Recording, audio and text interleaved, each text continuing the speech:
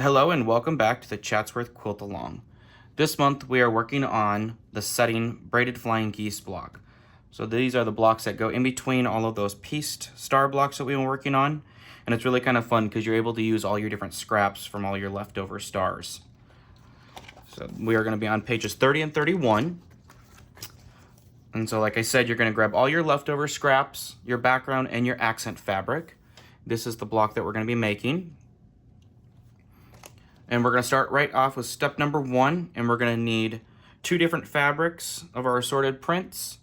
So one D rectangle, one C rectangle, and then we're going to grab an E triangle, which is from our accent fabric, and my accent fabric's gold.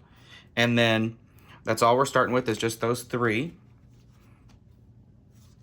And I'm going to lay it out just so you can kind of see it just like it is in the diagram. And we're going to start attaching the D and the E together, aligning this right edge. And then we're going to attach that C rectangle. I'm going to use 1/4 inch seam allowance. Line that up. And your D rectangle will extend far beyond that E triangle. And I generally just sew all the way off.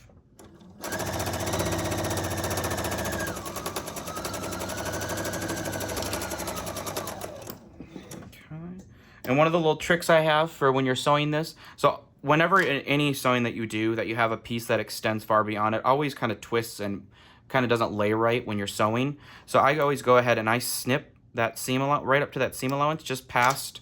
So I just trimmed that little triangle off, and it's basically just snipped right up to that 1/4 inch seam right there. And when I go to press, because we're going to press to the bar, I'm going to be able to press the triangle back, and then the rectangle is going to lay flat. And so it's a nice little trick. And so it looks like that after you clip the seam. And then it kind of helps ease in, or just lays really nice. And so then we're going to press to the D rectangle. And again, I'm not pressing anything open on this one. I'm pressing to the one side. And so after we have that pressed, now we're able to join the C rectangle to the D and the E pieces. And I'm going to line the top edge and then sew all the way off.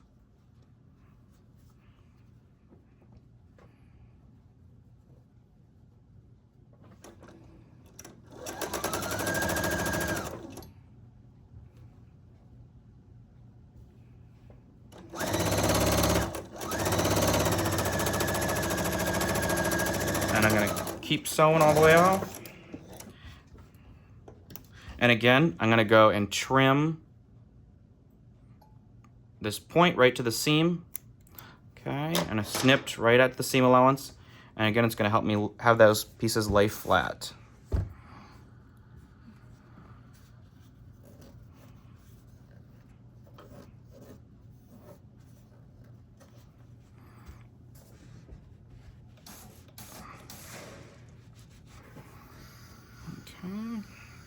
So now our unit's going to look like this. We don't need to trim anything. Now we're going to go on to step number 2. We are going to have our unit A, and then we're going to use 2 A triangles of our background. And so here's my A triangles.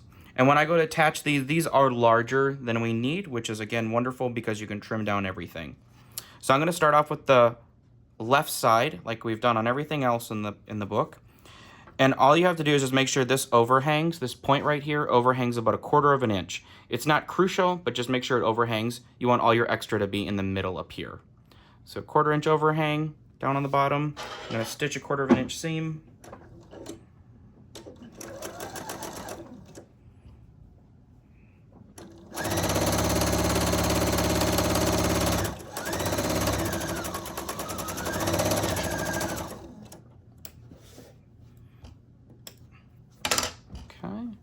Now we're going to set that seam, press out to the A triangle,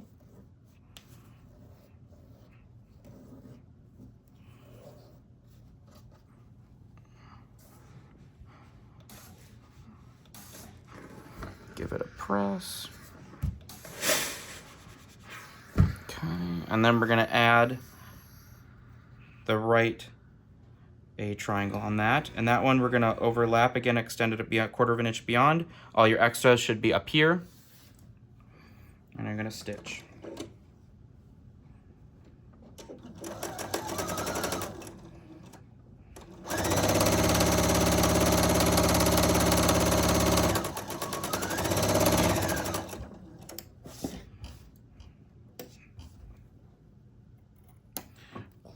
Trimmed off that little dog ear right there. I'm going to set the seam,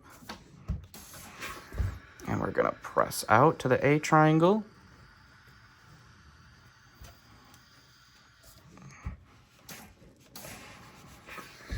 And we have our flying geese done, our braided flying geese. So that is what one of the units look like. You need to make 48 of them for the quilt.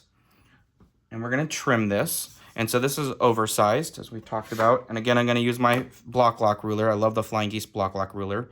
One of the best parts about it is that, again, it just lies right up in the grooves of the seam. And you're able to check and make sure that you have everything lined up. You're going to get your 1/4 inch point. This side, we don't really have any markings to look at or worry about anything. It's really, we want to just make sure we get our unit trimmed down to the right size and we get that 1/4 inch marking.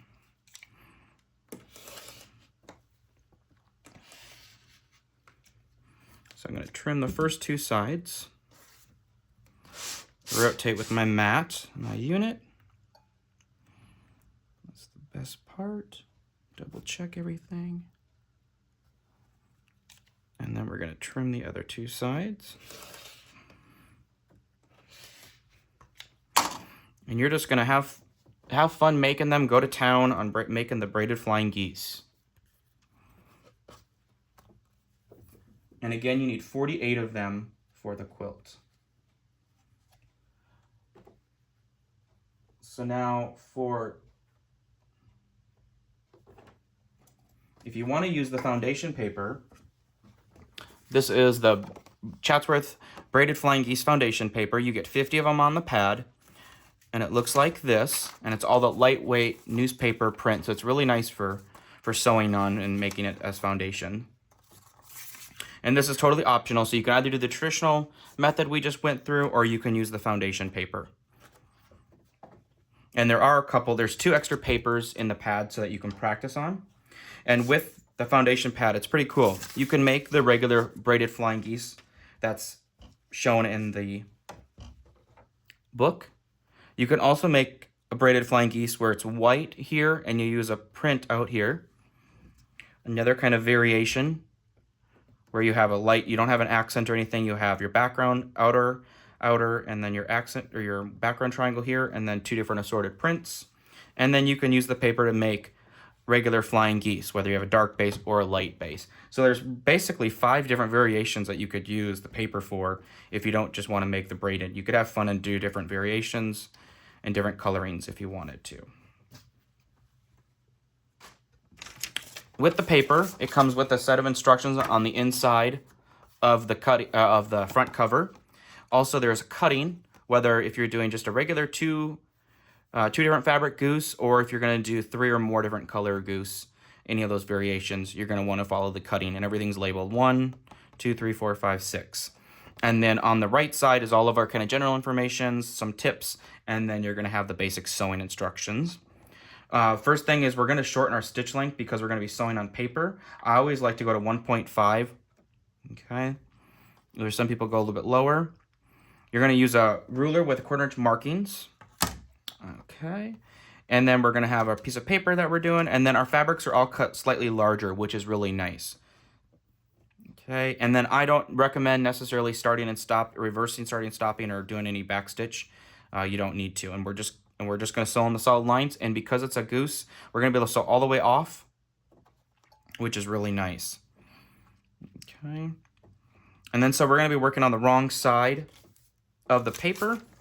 And what it is I took the cover and I took it off and I folded the paper on the line like that. So I took the edge of the paper, put it on the line, and I went through and folded all the seams. There's just 4 seams to the paper. And that just kind of helps us give kind of a visual. We're going to use that in a minute.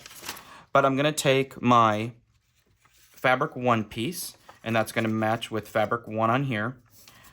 And you just kind of eyeball. You can hold it up to the light. You can make sure that it's lined up in the middle. And again, you're going to working with putting the wrong sides on the back side of the paper. I hold it in place just to kind of help give me an idea. I'm going to grab my fabric 2 piece, okay, which is right here. I'm going to place it right sides together on here. And you can line up the edge if you would like. And then I can fold this back. So you see how you have nice little bit of extra? You can really kind of favor it. You can just kind of eyeball where it's going to go. I keep it down just a hair because I know there's a little bit of extra built in, and it's foundation paper piecing, so you're going to have extra built in, and you're going to have a little bit of waste. Now I'm going to fold back the paper just like I did on that number 2 line, and I'm going to trim it to 1/4 inch. Okay. And then I'm going to fold this back, and I'm going to take that pin out, and I'm going to pin all 3 layers in place. And now I'm going to go to my sewing machine, and I'm going to sew right on that two line and the 1 line, and I'm going to start here and go all the way off. Again, you're going to want that shorter stitch length.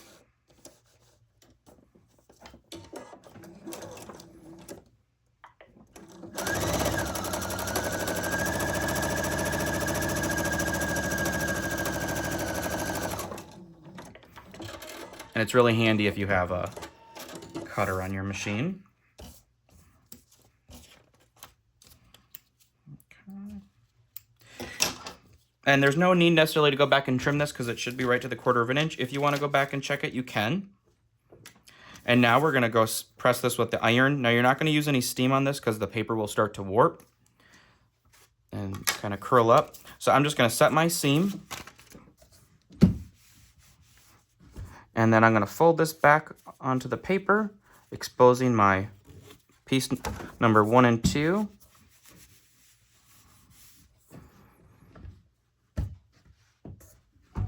And now we're ready to add our piece number 3, which is going to be our second braided part. And again, I'm going to line this up here on this side. And again, you can bring it down because we know there's extra. Flip it right side over. And then I'm going to fold this back on that 1 and 3 line. Okay.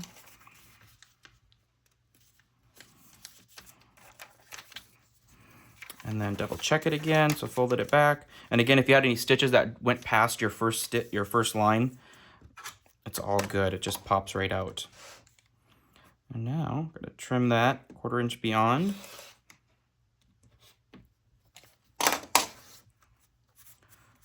Fold this back over, remember, and you can put a pin in place, or you can just truly just slide it over and you can stitch. And you'll notice the last time I started inside and worked out, you can start on the outside and work in, whatever way is comfortable. You'll have a little bit to practice on, which will be nice. So you can find what works best for you. And so I'm going to continue sewing.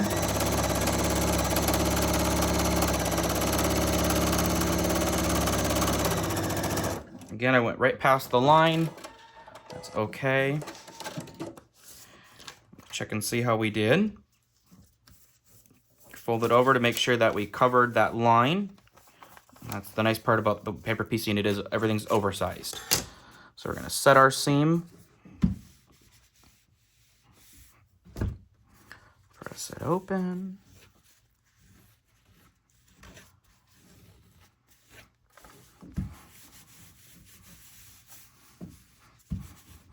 And then the other thing with paper piecing is you want to really have a nice crisp edge, and that's the nice part about paper piecing. With the paper on there, nothing's pulling against you or anything, so you get a really nice press.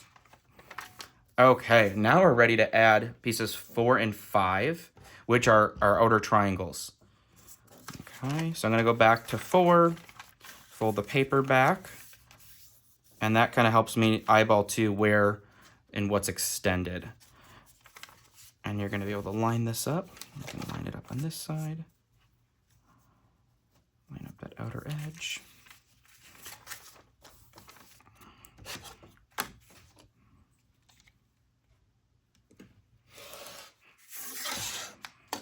We're going to fold this back.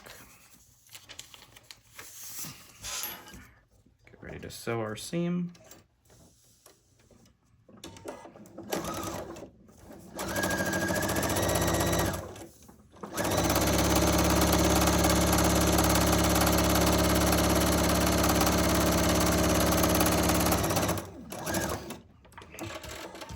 And I love how mindless this is because you just have to follow the numbers. 1, 2, 3, 4, 5. Okay. Again, you're gonna push this out.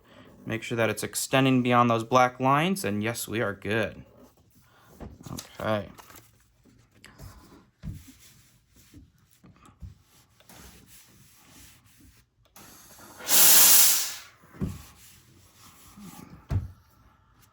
Okay, so now we're ready to go to the seam number 5.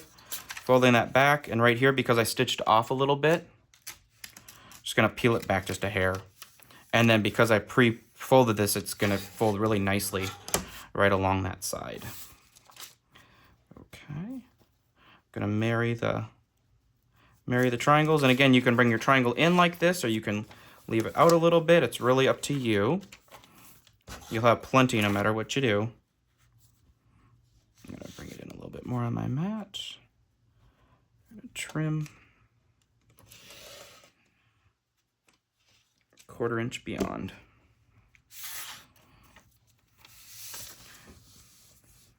And then we're going to sew that last seam on number 5 line.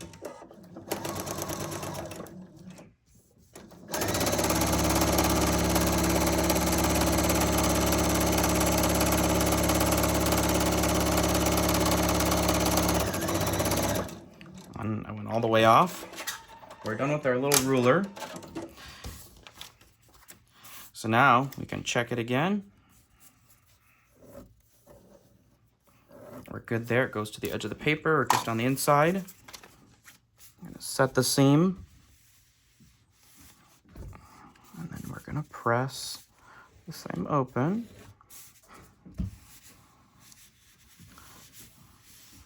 So voila, you got your paper piece braided flying geese done.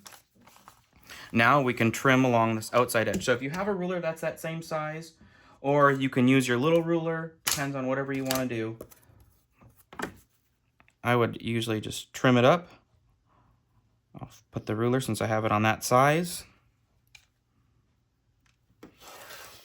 And you're going to use that dark solid line on the outer edge to trim up your unit.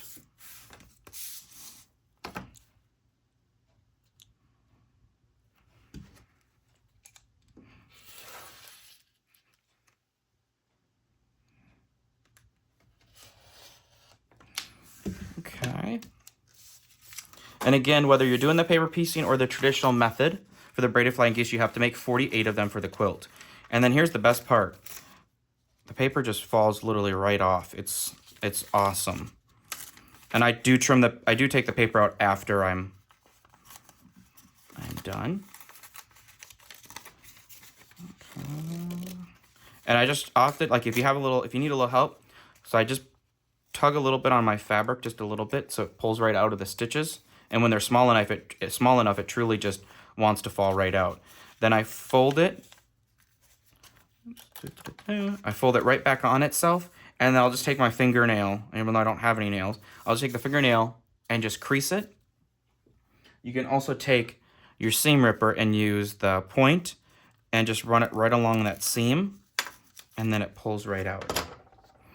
And then again, take the little triangle guy out, and voila, no papers or anything like that, and you have your very nice braided flying geese. So again, no matter what method you choose, you just need 48 of them for the quilt. Now we're going to go on to step number 3, and we are going to use 4 different ones, and we're going to put them together in a set of 4.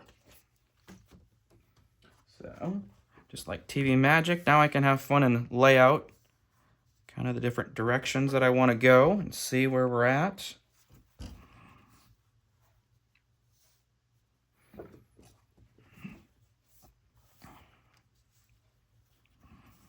So here's kind of the fun part. You literally can just play with this.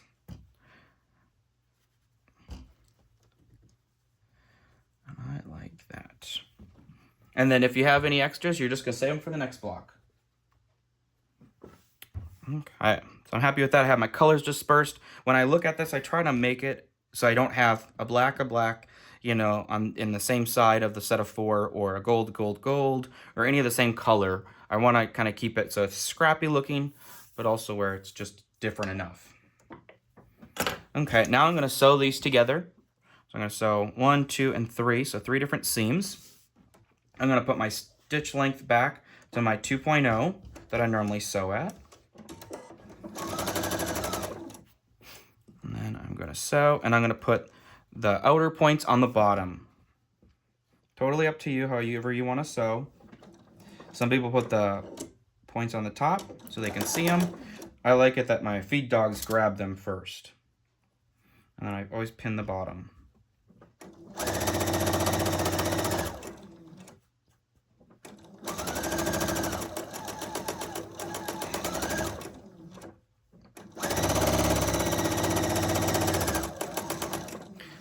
And then grab the next one.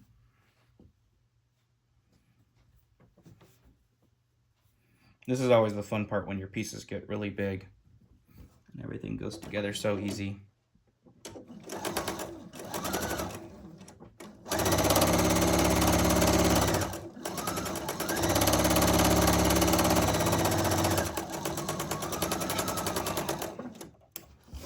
Okay. That apart. This was my top. Bottom. I want to make sure we get our point right in the middle, so that looks good there, looks good there. Join these two halves together.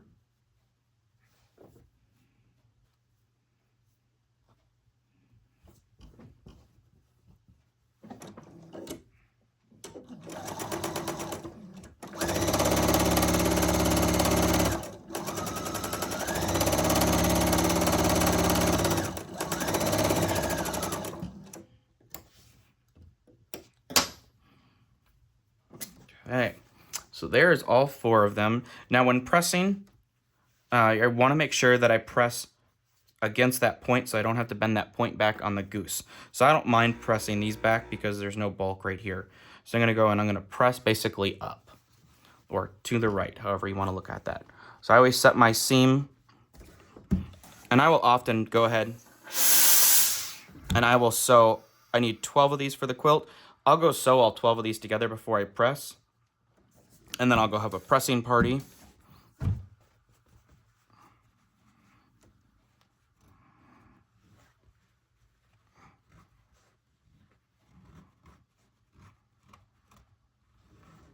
Finger press that open, and then not stretching it, but I'm going to use a little bit of steam and that heat. Again, fold that middle seam over. It's amazing what setting your seam does when you're trying to get a nice crisp edge.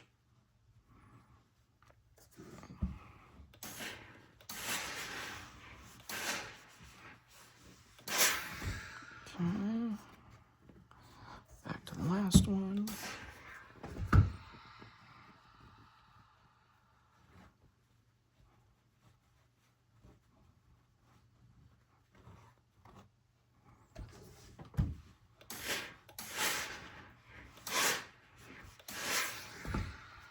Okay, so that's the best part, is now we have our center unit done of our Braided Flying Geese block.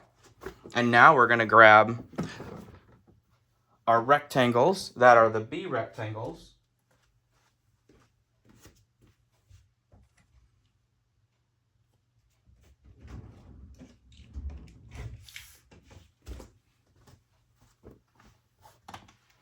And we are going to attach them to the top and the bottom of our block. Okay. And they all should fit nicely if everything, all your Braided Flying Geese were trimmed correctly. And I will go and usually pin the top and pin the bottom. Kind of pin a little bit in between as well. It's totally up to you how much you pin on this. But whenever it gets a little bit big, I always make sure I overpin.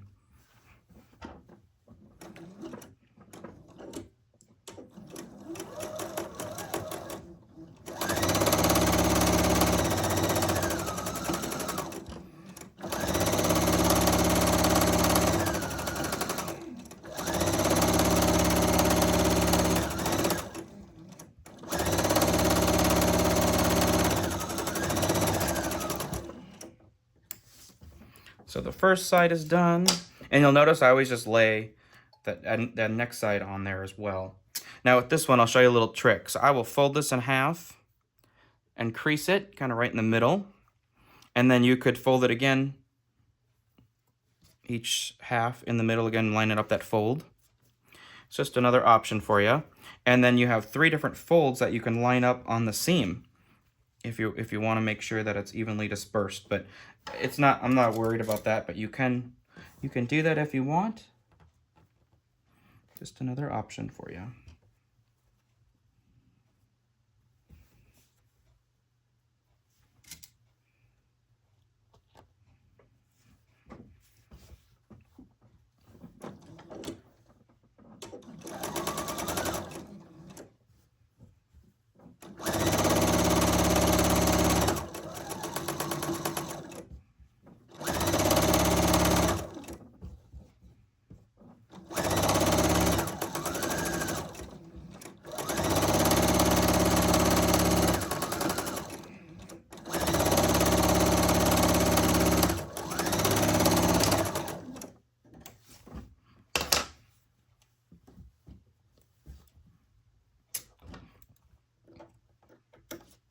And now we're ready to press.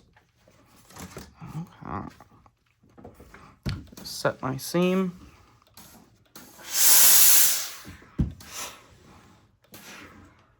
Both hands. And then you're going to press to the B rectangle.